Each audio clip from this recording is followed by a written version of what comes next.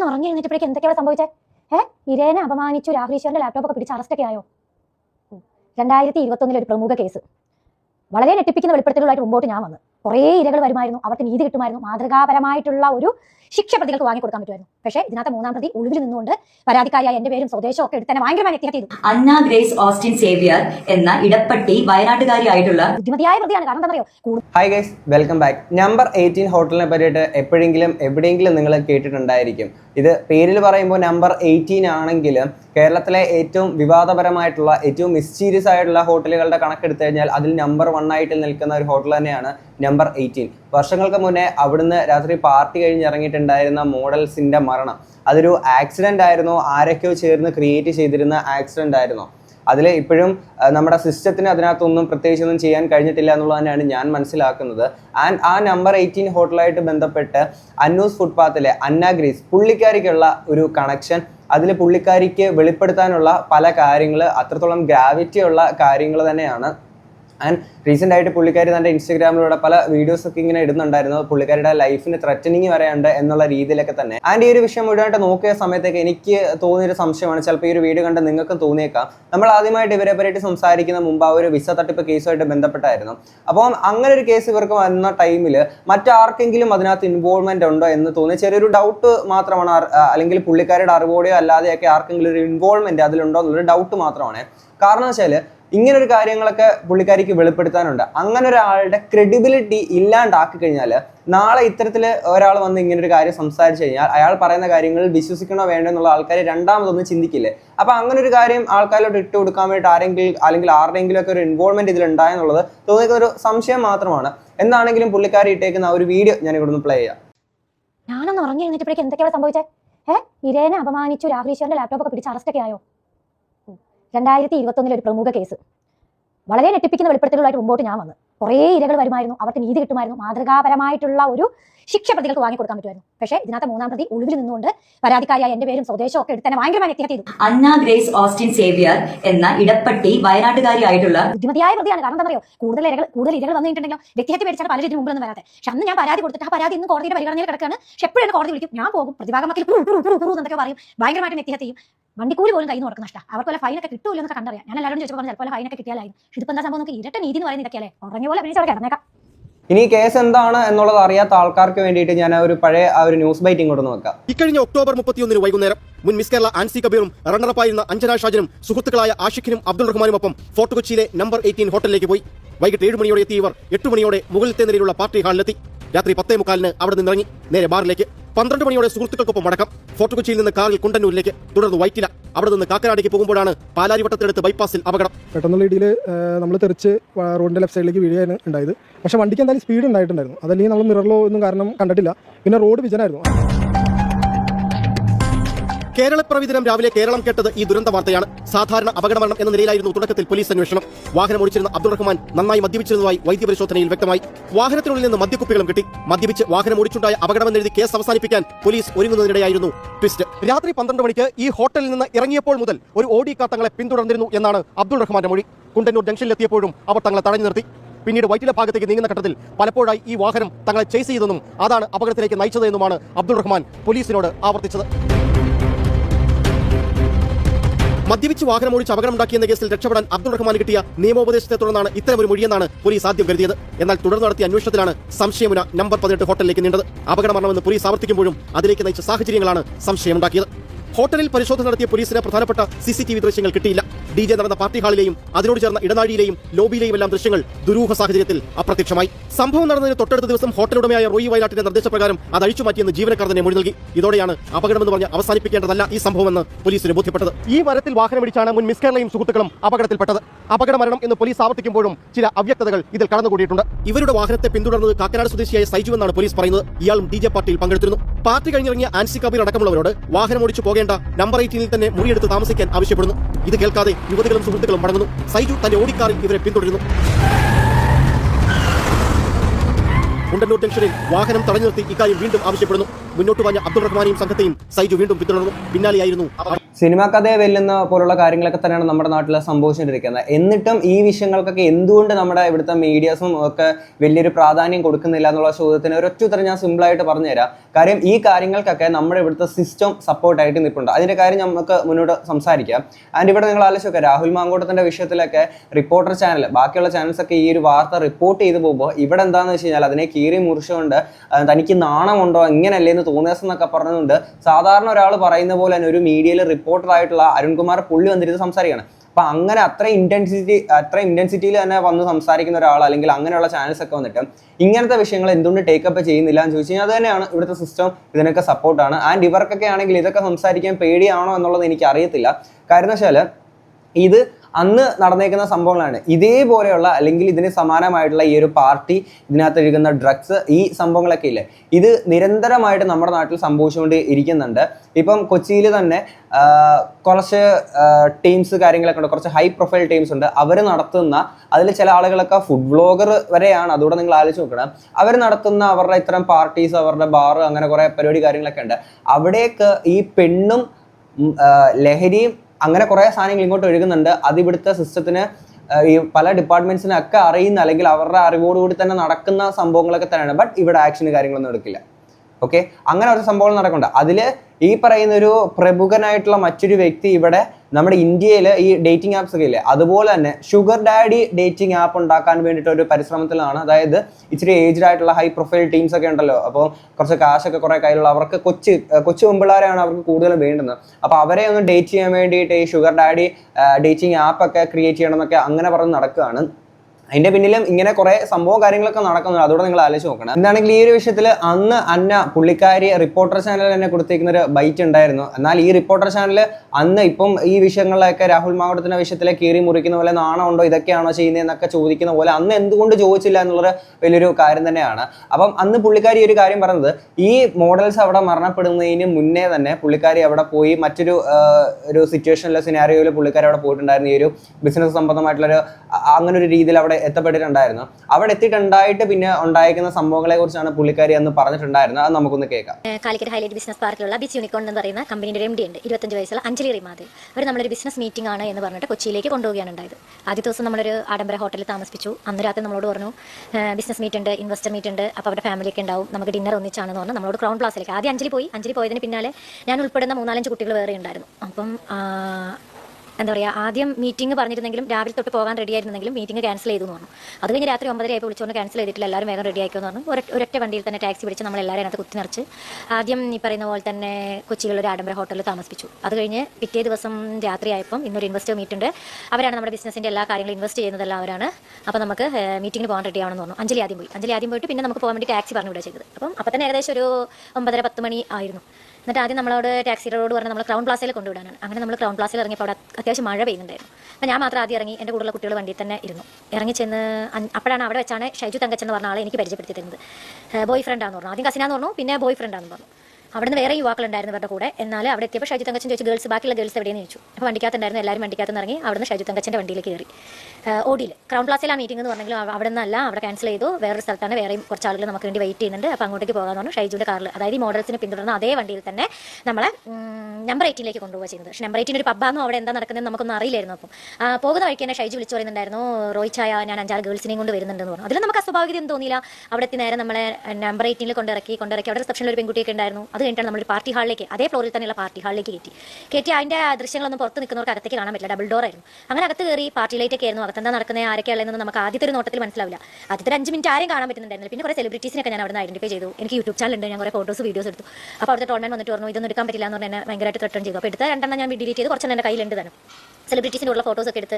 അതിൻ്റെ ഇടയ്ക്ക് ഞങ്ങൾക്ക് കോള് തന്നു, അത് കുടിക്കാൻ വേണ്ടി ഭയങ്കരമായിട്ട് നിർബന്ധിച്ചു. ഞങ്ങൾക്ക് വേണ്ടാന്ന് പറഞ്ഞെങ്കിലും വേണ്ടാന്ന് ഞങ്ങൾ പറയാൻ കാരണം അവിടെ തന്നെ അതിൻ്റെ ഒരു മൂലയ്ക്കായിട്ടൊരു ഇതിൽ കോർണറിൽ ഒരു ലേഡി കുറേ പേർക്ക് മദ്യം ഒഴിച്ചൊക്കെ കൊടുക്കുന്നുണ്ടായിരുന്നു. അപ്പോൾ നമുക്ക് ഇതിനകത്ത് എന്തോ ചേർത്തിട്ടുണ്ടാവും, നമ്മൾ കുടിക്കുന്നതാന്ന് വിചാരിച്ചെന്ന് ഓർത്തിട്ട് നമ്മളത് തിരസ്കരിച്ച് വേണ്ടാന്ന് തന്നെ പറഞ്ഞെങ്കിൽ അഞ്ജലിയും ഷൈജു ഞങ്ങളുടെ പുറകെ നടന്നു ഇത് കുടിപ്പിക്കാൻ വേണ്ടിയിട്ട്. ഞങ്ങൾ കുടിച്ചില്ല. അത് കഴിഞ്ഞ് അഞ്ജലിനെ പിന്നെ കാണുന്നില്ല. ഒരു 10-20 മിനിറ്റ് കഴിഞ്ഞപ്പോൾ അഞ്ജലിയും റോയിയും കൂടെ കയറി വന്നിട്ട് റോയി നമ്മളെ ഭയങ്കര പരിചയമുള്ള പോലെയൊക്കെ നമ്മളോട് ബിഹേവ് ചെയ്തു. ഡാൻസ് കളിക്കാനൊക്കെ നിർബന്ധിച്ചു. ഞങ്ങൾ പോയില്ല, ഞങ്ങൾ ഭയങ്കരമായിട്ട് നിർബന്ധിച്ചു ഡാൻസ്. ഈ അഞ്ജലിയും ഷൈജു ആണ് അന്ന് ആ ഒരു മോഡൽസിന്റെ കേസിൽ പിന്നാലെ പിന്തുടർന്ന് പോയിട്ടുണ്ടായിരുന്നു. അവരെ വണ്ടി ക്രോസ് വെച്ചിട്ട് വീണ്ടും അവിടെ നിൽക്കണമെന്നൊക്കെ പറഞ്ഞുകൊണ്ട് വീണ്ടും വിളിച്ചു വരുത്തിയേക്കുന്ന സീനിലൊക്കെ വന്നേക്കുന്ന ഇതേ ഷൈജു തന്നെയാണ്. ഈ ഷൈജു പിന്നെ ഈ അഞ്ജലി എന്ന് പറഞ്ഞ ഈ ഒരു ലേഡിയും കൂടെ ചേർന്ന് ഈ പരിപാടികൾ ഇവിടെ നടത്തുന്നത്. ഇത് സംഭവം എന്ന് വെച്ചാൽ ഇവിടുത്തെ ഈ പറയുന്ന ഹൈ പ്രൊഫൈൽ ടീംസ് ഉണ്ടല്ലോ, അത്യാവശ്യം നല്ല ക്യാഷ് ടീംസ് ഉണ്ട്. ഇപ്പൊ ഇവിടെ ഷുഗർ ഡാഡി ആപ്പൊക്കെ ഉണ്ടാക്കാൻ നിൽക്കുന്ന ആൾക്കാരെ പോലെ അല്ലെങ്കിൽ അങ്ങനത്തെ കുറെ ആഗ്രഹങ്ങളായിട്ട് നടക്കുന്ന കുറെ ടീംസിന് വേണ്ടിയിട്ട് പെണ്ണുങ്ങളെ സപ്ലൈ ചെയ്യുക. പച്ചയ്ക്ക് പറഞ്ഞു കഴിഞ്ഞാൽ മാംസക്കച്ചവടം നടത്താം, ഇതാണ് ഇമാരുടെ പരിപാടി കാര്യങ്ങളൊക്കെ. ഓക്കെ, അത് നടത്തുക. അതിന്റെ കൂട്ടത്തിൽ ഇവരെ ഈ പറയുന്ന സാധനങ്ങൾ തലയ്ക്കകത്ത് ഈ കിക്ക് ഇതിന്റെയൊക്കെ ലഹരിയുടെ ഒക്കെ അടിച്ച് കയറ്റി കഴിഞ്ഞാൽ അവർക്ക് പ്രത്യേകിച്ച് ബോധമൊന്നും ഉണ്ടാവില്ല. പിന്നെ നേരെ പോയിട്ട് അവരെ കൊണ്ട് കിടത്തിയാൽ പോരാ. ഇതിനകത്ത് നിങ്ങൾ നോക്കേണ്ട കാര്യം എന്ന് വെച്ചാൽ, ഞാൻ ഈ പറഞ്ഞ ഈ ഒരു ഷുഗർ ഡാഡി ആപ്പ് ഉണ്ടാക്കാൻ നിൽക്കുന്ന ഒരു പുള്ളിയുടെ കാര്യം പറയുമ്പോഴത്തേക്കിന് ഈ വ്യക്തിയുടെ ഒപ്പം തന്നെ പ്രമുഖ ഒരു നടനുണ്ട്. ആദ്യം നമ്മളെയൊക്കെ കുറെ ഇങ്ങനെ വെളിത്തരൊക്കെ കാണിച്ചെന്നാൽ ഇപ്പൊ ഈ അടുത്ത് തന്നെ പുള്ളി ഇച്ചിരി മാന്യനായി നല്ലവനായി എന്നൊക്കെ നമ്മൾ തോന്നിപ്പിച്ചെങ്കിൽ വീണ്ടും ബാക്ക് ടു പഴയതുപോലെ പോകുന്ന രീതിയിൽ പുള്ളിയുടെ കുറച്ച് പരിപാടികൾ അയാളുടെ ഒപ്പം തന്നെ നമുക്ക് കാണാൻ സാധിക്കും. കാര്യം അയാളുടെ പല വീഡിയോസിനകത്താണെങ്കിലും ഇയാളുടെ മുഖം ഇങ്ങനെ മിന്നി മറയുന്നതായിട്ട് നമുക്ക് കാണാൻ സാധിക്കും. അതായത് ഈ ഇത്രയും വലിയ സെലിബ്രിറ്റി സ്റ്റാറ്റസിലുള്ള പല ആളുകളും ഈ ഒരു കാര്യത്തിലൊക്കെ ഉണ്ട്. ഇതിനകത്ത് വരുന്ന പല ആളുകൾക്കും ഈ കിളിന്ത് പെമ്പിള്ളാരെയൊക്കെ കിട്ടിക്കഴിഞ്ഞാൽ പുളിക്കും എന്നുള്ള രീതിയിലാണ് ഇവർ നിൽക്കുന്നത്. അവർക്ക് സപ്ലൈ ചെയ്യാൻ വേണ്ടിയിട്ടാണ് ഈ പറഞ്ഞ ഷൈജു, അഞ്ജലി ഇവർ ഈ പരിപാടി കാര്യങ്ങളൊക്കെ ചെയ്തുകൊണ്ടിരിക്കുന്നത്. കഴിഞ്ഞ് കുറച്ച് കഴിയുമ്പോൾ റോയി അവിടെയുള്ള അതായത് 10-20 മിനിറ്റ് കഴിയുമ്പോഴേക്കും പാർട്ടിന്റെ നാച്ചർ മാറുകയാണ്. എല്ലാവരും ലഹരിയുടെ ഒരു മുതന്യാവസ്ഥയിലൊക്കെ. അവിടെ ചെറിയ കുട്ടികളും മുതിർന്നവരും ഒക്കെ കുറേ ഉണ്ടായിരുന്നു. പെൺകുട്ടികളാണ് കൂടുതലായിട്ടുള്ളത്. അവർക്കൊക്കെ അവിടെ മേത്ത് ഡ്രസ്സ് ഉണ്ടോ, അവരുടെ മേത്ത് ആരൊക്കെ പിടിക്കുന്നുണ്ടെന്ന് പോലും അറിയാത്തൊരവസ്ഥയിലാണ്. റോയി ആ അവസരം നല്ലോണം മുതലെടുത്ത് അവരോടൊക്കെ നല്ല രീതിയിൽ മിസ്ബിഹേവ് ചെയ്യുന്നുണ്ടായിരുന്നു. അതുകൊണ്ട് ഞങ്ങൾക്ക് പേടിച്ച് ഞങ്ങൾ മൂലയ്ക്ക് മാറിയിരുന്നു. റോയി ഞങ്ങളെ ഡാൻസ് കളിക്കാൻ വേണ്ടി പിടിച്ചുകൊണ്ടിരുന്നു. ഞങ്ങൾ പോയില്ല. ഞങ്ങൾ എന്നിട്ട് അവിടെ നിന്ന് ഈ റോയി കാണിക്കുന്ന ചേഷ്ടകളൊക്കെ കണ്ട് പേടിച്ച് ഞങ്ങൾ കൂടിയിട്ട് ഞങ്ങൾ പുറത്തിറങ്ങാൻ വേണ്ടിയിട്ട് നിന്നപ്പം അവിടുത്തെ ട്രോൾമാൻമാർ, അവിടുത്തെ തന്നെ ജീവനക്കാരാണ് പബ്ബിൻ്റെ, അവർ നമ്മൾ പുറത്തിറങ്ങാൻ സമ്മതിച്ചില്ല. എന്നിട്ട് ഞങ്ങൾ വാശി പിടിച്ച് പുറത്തിറങ്ങിയപ്പം അഞ്ജലി ഷൈജു ഞങ്ങളുടെ കൂടെ തന്നെ പോകുന്നു.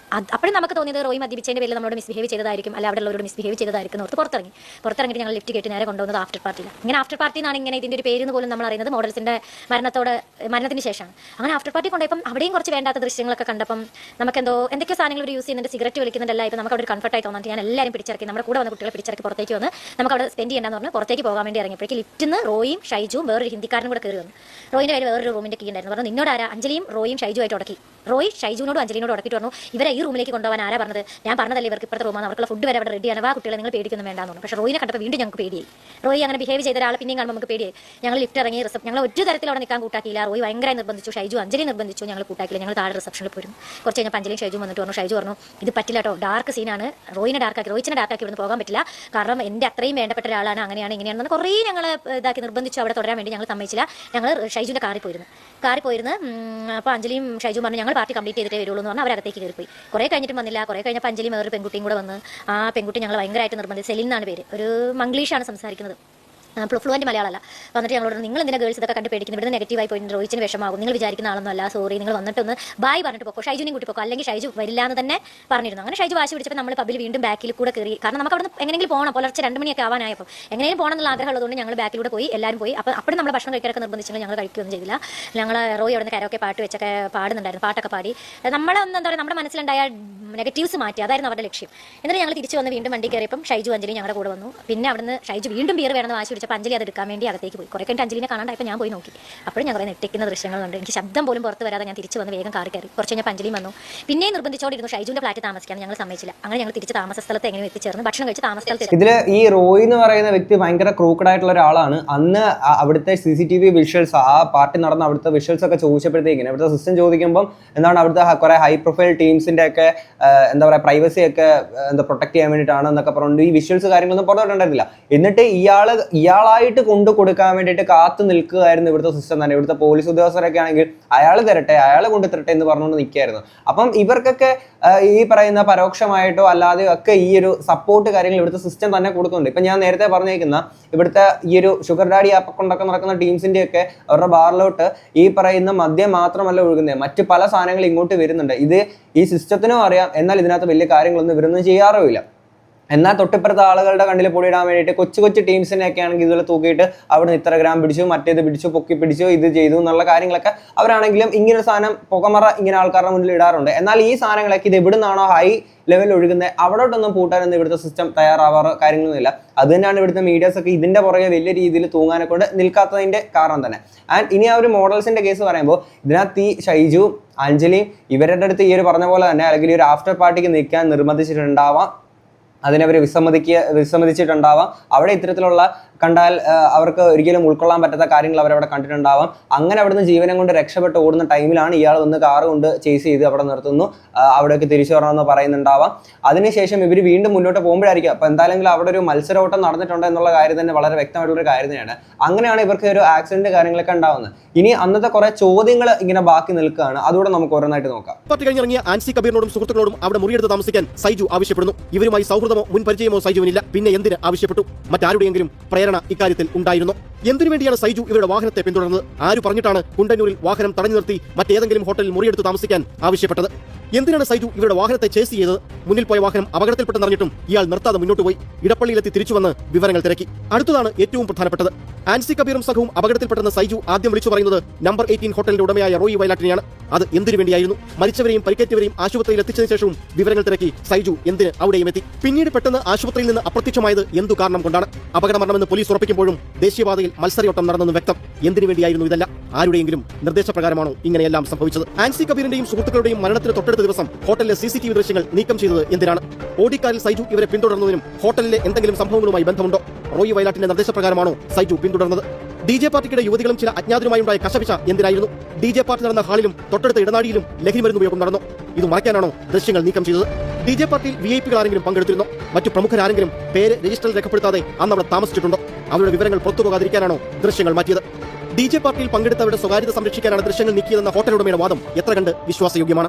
അപകട വിവരം സൈജു ആദ്യം അറിയിച്ചവരിൽ ഒരാൾ റോയ് വയലാട്ടായിരുന്നു. ഹോട്ടൽ ജീവനക്കാരുടെ മൊഴിയുടെ അടിസ്ഥാനത്തിൽ ദിവസങ്ങൾക്ക് ശേഷം റോയ് വയലാട്ടിനെ പോലീസ് ചോദ്യം ചെയ്യാൻ വിളിച്ചു. ഹോട്ടലിലെ CCTV ദൃശ്യങ്ങളുമായി വരണമെന്ന് ആവശ്യപ്പെട്ടെങ്കിലും റോയ് എത്തിയത് വെറും കയ്യോടെ. എന്നിട്ടും പോലീസ് ദൃശ്യം പിടിച്ചെടുത്തില്ല. റോയ് വയലാട്ടിന്റെ ഔദാര്യത്തിന് കാത്തുനിന്നു. CCTV ദൃശ്യങ്ങൾ എല്ലാം കിട്ടിയെന്ന് ആദ്യം പറഞ്ഞ പോലീസ് പ്രധാന ദൃശ്യങ്ങൾ അടങ്ങിയ DVR റോയ് വയലാട്ടിന്റെ നിർദ്ദേശപ്രകാരം കണ്ണങ്ങാട്ട് പാലത്തിൽ വെച്ച് പുഴയിലെറിഞ്ഞ് നശിപ്പിച്ചെന്ന് മാറ്റി പറഞ്ഞു. പുഴയിലെറിഞ്ഞ തെളിവിനായി പുഴക്കരയിൽ ജീവനക്കാരുമായി ഒരു തെളിവെടുത്തു.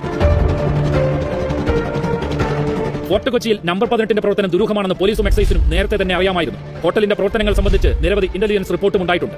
അപകടമരണം നടക്കുന്നതിന്റെ 4 ദിവസം മുൻപാണ് ഇതേ ഹോട്ടലിൽ നിയമവിരുദ്ധമായ പ്രവർത്തനങ്ങൾ കണ്ടെത്തി എക്സൈസ് നടപടി സ്വീകരിച്ചത്. എന്നാൽ 2 ദിവസത്തിന് ശേഷം ഇവിടെ രാവന്തിയോളം ലഹരി വീണ്ടും വിളമ്പി. ലഹരി പാർട്ടിയുടെ ദൃശ്യം ഒളിപ്പിച്ച് റോയ് അറസ്റ്റ് വരിച്ചത് നമ്പർ 18ലെ ദുരൂഹമായ ഇടപാടുകൾ മറച്ചുവെക്കാനെന്ന് വ്യക്തമാണ്. നശിപ്പിക്കപ്പെട്ട CCTV ദൃശ്യങ്ങളിൽ അപകടമരണവുമായി ബന്ധപ്പെട്ട എന്ത് തെളിവാണുള്ളതെന്ന് കേരളം അറിയാൻ ആഗ്രഹിക്കുന്നു. ഇങ്ങനെ ആഗ്രഹിച്ച് ഇരുന്നിട്ട് കാര്യങ്ങളൊന്നുമില്ല. നിരന്തരമായിട്ട് ഈ കാര്യങ്ങളൊക്കെ ചോദ്യം ചെയ്തുകൊണ്ട് ഇതൊക്കെ ചർച്ച ചെയ്യാൻ മാത്രമല്ല ഇതിന്റെയൊക്കെ എന്തെങ്കിലുമൊക്കെ കാര്യങ്ങളൊക്കെ പുറത്തോട്ട് വരികയുള്ളൂ. ഇതിനകത്ത് നിങ്ങൾ ആലോചിച്ച് ഇവിടുത്തെ പോലീസുകാർ പോലും അയാൾ കൊണ്ടുതരാനെ കൊണ്ട് ഔദാര്യമായിട്ട് അയാളൊരു ഔദാര്യം പോലെയാണ് ഇവിടുത്തെ പോലീസുകാർ അന്നത്തെ ഒരു അന്വേഷണ ഉദ്യോഗസ്ഥരൊക്കെ നിന്നിട്ടുണ്ടായിരുന്നത്. എത്ര ഇതായിട്ടുള്ള കാര്യം എന്ന് വെച്ചാൽ അപ്പോൾ അതിൽ നിന്ന് തന്നെ വളരെ എവിഡന്റ് ആണ്. ഇതിനൊക്കെ വളരെ സപ്പോർട്ടീവായിട്ട് തന്നെയാണ് നമ്മുടെ സിസ്റ്റം നിൽക്കുന്നത്. അല്ലെങ്കിൽ പിന്നെ ഇങ്ങനൊരു വിഷയം വരുമ്പോഴത്തേക്കിന് നേരെ പോയിട്ട് തൂക്കി എടുത്തുകൊണ്ട് അതിൻ്റെ ഇതെടുത്തുകൊണ്ട് വന്ന കാര്യങ്ങൾ അങ്ങനെയല്ലേ ചെയ്യേണ്ടത്. ആ ഒരു സമയത്തൊക്കെ അയാൾക്ക് സാവകാശം കൊടുക്കുകയാണ്. തെളിവുകൾ എന്തെങ്കിലും ഉണ്ടോ അതിനൊക്കെ നശിപ്പിക്കാനെ കൊണ്ട് സാവകാശം കൊടുക്കുകയാണ്. അങ്ങനെയുള്ള കാര്യങ്ങളൊക്കെ ഇവിടെ സംഭവിച്ചിട്ടുണ്ടായിരുന്നു. അപ്പം ഈ കാര്യങ്ങൾ ഇത് അന്ന് ഇവർ ഇത്രയും കാര്യങ്ങളൊക്കെ ചെയ്ത് കൂട്ടിയിട്ടുണ്ടായിരുന്നു. ഓക്കെ, ഇന്നിപ്പോൾ അവർ കുറച്ചുകൂടെ പവർഫുൾ ആയിട്ടുണ്ടാവാം. ആ പവർഫുൾ ആയിട്ടുള്ള ഈ ഒരു ടൈമിൽ ഇവർ എന്തൊക്കെ കാര്യങ്ങൾ അവിടെ ചെയ്യുന്നുണ്ടാവും. ഇപ്പം ഞാൻ നേരത്തെ പറഞ്ഞിരിക്കുന്ന ഇത് ഒരു നമ്പർ 18 ഹോട്ടലിൻ്റെ കാര്യം മാത്രമല്ല ഇവിടെ സംഭവിക്കുന്നത്. മറ്റ് പല ഹോട്ടൽസിലും ഇത്തരത്തിലുള്ള പല കാര്യങ്ങൾ ഇവിടെ സംഭവിക്കുന്നുണ്ട്. ഈ കാര്യങ്ങളൊക്കെ ഇവിടുത്തെ സിസ്റ്റത്തിനും അറിയുന്ന കാര്യങ്ങളൊക്കെ തന്നെയാണ്. പക്ഷെ ഇവരൊന്നും ഇതിനെതിരെ വിരൽ ചൂണ്ടുകയോ ശബ്ദം ഉയർത്തുകയോ ചെയ്യുന്നില്ല. കാര്യം ഇവർക്ക് അതിനകത്തുനിന്ന് നല്ല ലാഭം അവർക്കും കിട്ടുന്നുണ്ട്. അതുകൊണ്ട് തന്നെയാണ് ഇവിടെ ഒരു കിണറ്റിലെയോ അല്ലെങ്കിൽ ഒരു കുളത്തിലെയോ വിഷയങ്ങൾ മാത്രമായിരിക്കും അവരൊന്ന് പരിഹരിച്ച് നമ്മുടെ മുന്നിൽ കാണിക്കുക. എന്നാൽ ആ തൊട്ടപ്പുറത്ത് വലിയൊരു കടൽ കിടക്കാണ്. ആ കടലിനകത്ത് ഒന്ന് മുങ്ങി തപ്പാനോ അതിനകത്തുള്ള പ്രശ്നങ്ങൾ അതിലോട്ട് പോയി നോക്കാനോ ഇവിടുത്തെ മീഡിയാസിനും പറ്റില്ല. നമ്മുടെ ഇവിടുത്തെ ബാക്കി സിസ്റ്റത്തിന് ഒന്നും പറ്റില്ല. കാര്യം എന്താണ്? ഇവരെല്ലാം അതിന് സപ്പോർട്ടായിട്ട് നിൽക്കുന്ന ആളുകളായതുകൊണ്ടൊക്കെ തന്നെയാണ്. ഇതാണ് പുള്ളിക്കാരിനെ ഇങ്ങനെ ഭയങ്കരമായിട്ട് ഹോണ്ട് ചെയ്തുകൊണ്ടിരിക്കുന്നത്. അന്ന പുള്ളിക്കാരി ഇത്രയും വെളിപ്പെടുത്തലുകൾ നടത്തുമ്പോൾ തനിക്ക് ലൈഫ് ത്രെറ്റനിങ് ഉണ്ട്, കൂടുതൽ കാര്യങ്ങൾ പുറത്തോട്ട് വന്ന് പറയാം. ഇതിനകത്ത് ഡ്രഗ്സുമായിട്ട് ബന്ധപ്പെട്ട കുറേ കാര്യങ്ങൾ പറയുന്നുണ്ട്. അതിൽ മരുന്നിന്റെ കുറേ സാധനം എല്ലാം കൂടെ ഞാൻ ഇങ്ങോട്ടേക്ക് വെക്കുന്നില്ല. ഇതാണ് ഞാൻ ഇവരുടെ തുടക്കത്തിൽ പറഞ്ഞത്. പുള്ളിക്കാരിക്ക് ഇങ്ങനെ കുറച്ചധികം വെളിപ്പെടുത്തലുകൾ നടത്താനുണ്ട്. ഇങ്ങനെ ഇരിക്കുമ്പോൾ ഈ കാര്യങ്ങളൊക്കെ പുറത്തോട്ട് കൊണ്ടുവന്നു കഴിഞ്ഞാൽ ഈ പറയുന്ന കാര്യങ്ങളിൽ പുള്ളിക്കാരുടെ ഒരു ക്രെഡിബിലിറ്റി ഇല്ലാണ്ടായി കഴിഞ്ഞാൽ പറയുന്ന കാര്യങ്ങളൊന്നും ആരും വിശ്വസിക്കില്ലല്ലോ. അത് തന്നെയാണ് എനിക്ക് മറ്റേ ആ ഒരു വിസ തട്ടിപ്പ് കേസിനകത്ത് എന്തെങ്കിലും മറ്റെന്തെങ്കിലും ആൾക്കാരുടെ എന്തെങ്കിലും ഒരു ഇൻവോൾവ്മെന്റ് ഇതിൽ ഉണ്ടാവും എന്നുള്ളത് സംശയം തോന്നാനെ കൊണ്ടൊരു കാരണം വെച്ചാൽ. അപ്പൊ ഇതിനകത്ത് പുള്ളിക്കാരി പറയുന്നുണ്ട് പല ആളുകളും ഇത്തരത്തില് പെട്ട് കിടക്കുന്ന പല ആൾക്കാരുണ്ട്. ഇതിൽ നിന്ന് പുറത്തു വരാൻ പറ്റാത്ത ആൾക്കാരുണ്ടാവാം. അതേപോലെ തന്നെ തുറന്ന് പറയാനെ കൊണ്ട് ഇതുപോലെ കഥകളുള്ള ഒരുപാട് ആൾക്കാരുണ്ടായിരിക്കുക. ആൻഡ് ഈ പറയുന്ന ആൾക്കാരൊക്കെ പലരെയും പേടിച്ചിരിക്കുകയായിരിക്കാം. ആ മോഡൽസിന് ഉണ്ടായിരിക്കുന്ന ഒരു അനുഭവം അവർക്കും ഉണ്ടാകുമോ എന്നുള്ളൊരു പേടി ബാക്കിയുള്ളവർക്ക് തീർച്ചയായിട്ടും ഉണ്ടായിരിക്കുമല്ലോ. അപ്പോൾ ഇതന്നെയാണ് പുള്ളിക്കാരി ഇവിടെ സംസാരിക്കുന്നത്. ആ ഒരു ലൈഫ് ത്രെറ്റനിങ് തന്നെ പുള്ളിക്കാരിക്ക് ഉണ്ട് എന്നുള്ള രീതിയിലൊക്കെ തന്നെ. അപ്പോൾ ഇത്രയും സീരിയസ് ആയിട്ടുള്ള ഇത്രയും ഗ്രാവിറ്റി ഉള്ള വിഷയങ്ങളാണ് പുള്ളിക്കാരുടെ പുറകെ ഇങ്ങനെ നടക്കുന്നത്. അപ്പം അങ്ങനെ ഒരു കേസിനൊക്കെ പുള്ളിക്കാരി കോടതിയിൽ കൊടുത്തിട്ട് ആ ഒരു വിഷയത്തിൽ പോലും വലിയ നീക്കുപോക്കൊന്നും ഉണ്ടാവാണ്ടിരിക്കുമ്പോഴത്തേക്കിന് നിങ്ങൾ ആലോചിക്കുക എത്രത്തോളം പവർഫുൾ ആണ് തൊട്ടപ്പുറത്ത് നിൽക്കുന്ന ഈ ഒരു ടീംസ് എന്നുള്ളത്. ഓക്കെ, ഇവിടെ രാഹുൽ മാങ്കൂട്ടത്തിന്റെ വിഷയത്തിൽ കാര്യങ്ങൾ നടക്കുന്നത് നമ്മളെല്ലാവരും ഇപ്പൊ കണ്ടുകൊണ്ടിരിക്കുകയാണ്. അപ്പൊ അത്രയും വലിയ ഗ്രാവിറ്റി ഉള്ള വിഷയങ്ങളിൽ എന്തുകൊണ്ട് ഇതിന് വലിയ നീക്കുപോക്കൊന്നും ഉണ്ടാവുന്നില്ല? അത് തന്നെയാണ് പുള്ളിക്കാരി അവിടെ സംസാരിച്ചിട്ടുണ്ടായിരുന്നത്. എന്താണെങ്കിലും ഇതൊക്കെ കേട്ട് നിങ്ങൾക്ക് എന്താണ് തോന്നിയുള്ളത് തീർച്ചയായും കമന്റ് ബോക്സിൽ പറയാം. നമുക്ക് അടുത്തൊരു വീഡിയോ ആയിട്ടാണ്. അപ്പൊ ശരി, ബൈ.